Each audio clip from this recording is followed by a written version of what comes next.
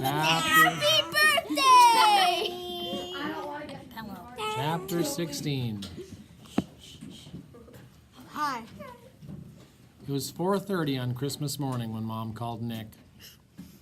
It hadn't been easy to get her to understand, and she kept saying, "In the attic? In our attic? Nick's son. In our attic?" And then, "You poor kid, all alone up there." She'd hugged him hard and not seeming to care about the way he looked or smelled. "Go sit down." On the phone, she didn't tell Nick why she wanted him right away, only that it was very important. I guess he could have figured that out for himself at 4:30 in the morning, that it was something important. What am I going to say to him? Blake whispered to me. Mom had asked him if he wanted to wash up, which he did, and she gave him a brush for his hair. It was thick and curly as Nick's. Just say hello. That's all. Do I have to say hello, Dad? Not unless you feel like it, I said. It was odd the way I felt. Pleased for both of them, sure. Antsy because I wasn't sure how it'd all come out. A bit embarrassed about being here for the meeting, but knowing we had to stay because Blake asked us to. But there was something else. I was sad. Sad because some guys can lose a dad and get him back and not even know for sure if that's what they want. And some guys can lose a dad and that's all there is to it. The end, Feeney, forever and ever.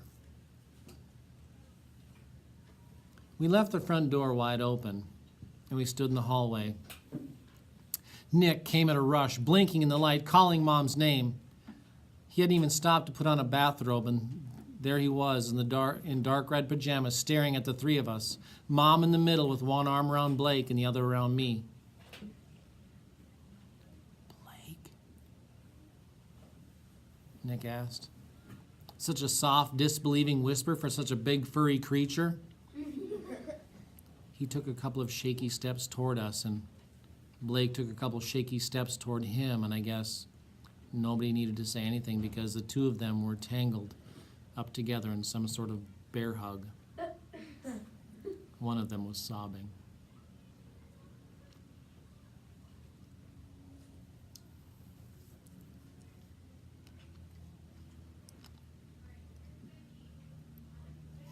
"So, we'll set another place for Christmas dinner," Mom said.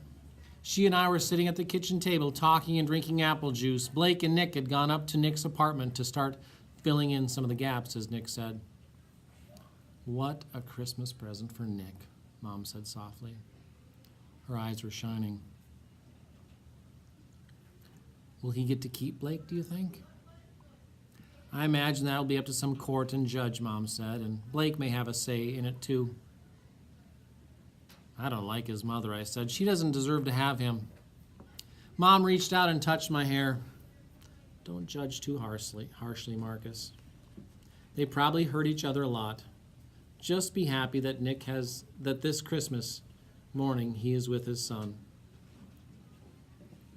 Mom made me go lie down for a couple hours after that while she went next door to talk to Miss Coriander and Miss Sarah. And I could just imagine their incredulous gaspings and gulpings. "A child in the house all the time and we didn't know? We must be losing it altogether, Coriander."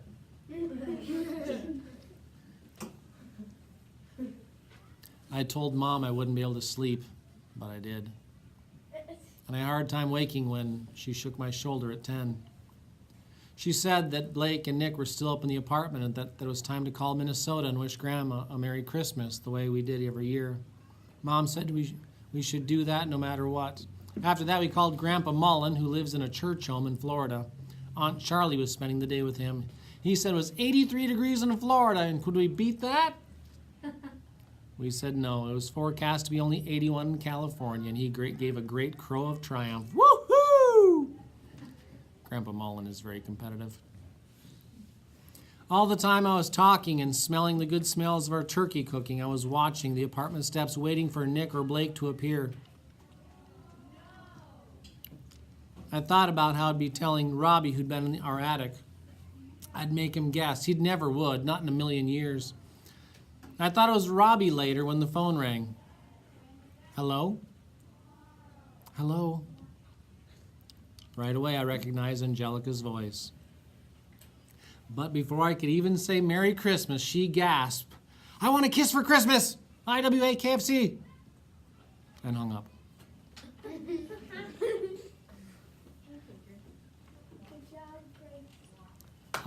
I hung up too and wiped my sweaty hands on my jeans. That was what it meant. She wanted a kiss from me. Wow. Well, Christmas was almost over. I wouldn't see her, and I couldn't decide if that was a relief or a disappointment. Anyway, there was always be next Christmas. I glanced out the window one more time and saw Nick and Blake coming down the apartment steps. Nick had a Frisbee. Blake was wearing a new blue sweatshirt that must have come out of one of those Christmas boxes. The dust had been brushed off his jeans, and his hair was damp and hanging in dumb little curls the way Nick's does. They went on the grass and began throwing the Frisbee back and forth. Across the street, Patchen looked up and decided to amble on over to join them. I went to the door. Hey, Marcus! Nick yelled, you want to play?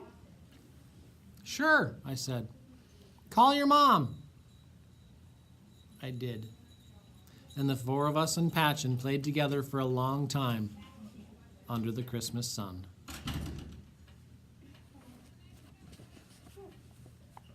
Is anybody there?